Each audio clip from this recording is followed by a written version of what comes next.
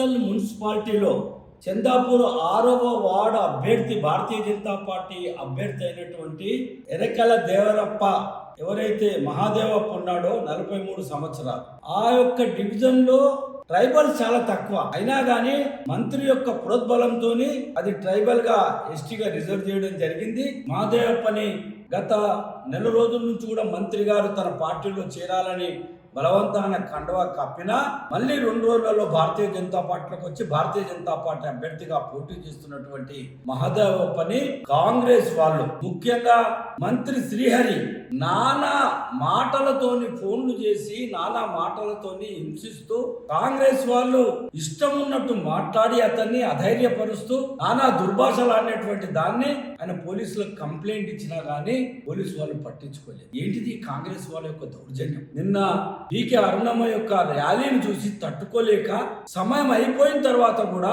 అధికార దాహంతో మంత్రి గారు సమావేశాలు పెడితే మా భారతీయ జనతా పార్టీ వాళ్ళు పోలీసు వాళ్ళకి కంప్లైంట్ చేస్తే ఆ మీటింగ్లు కూడా క్యాన్సిల్ చేయించి వాళ్ళు నిలగొట్టారు. ఇంత ధైర్యమా, ఇంత దౌర్జన్యమా? అధికారం ఉందని చెప్పని కాంగ్రెస్ వాళ్ళు జిల్లా ఎస్పీ గారు వెంటనే స్పందించాలి, సరైనటువంటి న్యాయం జరిపించాలి. చనిపోయినటువంటి మహాదేవప్ప గారిని వారి కుటుంబాన్ని ప్రభుత్వం ఆదుకోవాలి.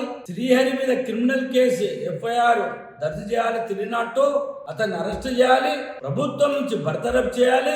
అప్పుడే ప్రభుత్వం సరైనటువంటి విధంగా పనిచేస్తుందని ప్రజలు భావిస్తారు. 6వ వార్డు గెలిచేటటువంటి వాడు భారతీయ జనతా పార్టీ. కాబట్టి భారతీయ జనతా పార్టీ నుంచి మనం డిమాండ్ చేస్తున్నాము, ఈ ప్రభుత్వానికి ఈ వేధింపులు ఏవైతున్నాయో ముఖ్యమంత్రి మంత్రివర్గంలో ఉన్నటువంటి వాళ్ళు ప్రతిపక్ష నాయకుల్ని వేధించడం వీళ్ళకు ఒక అహంకార పూరితమైనటువంటి అధికార దాహంతో చేస్తున్నటువంటి దాన్ని తీవ్రంగా ఖండిస్తున్నాం. ఇక్కడ ఉన్నటువంటి ప్రజలందరూ కూడా ధైర్యంగా మీ ఓటు హక్కు వినియోగించుకోండి.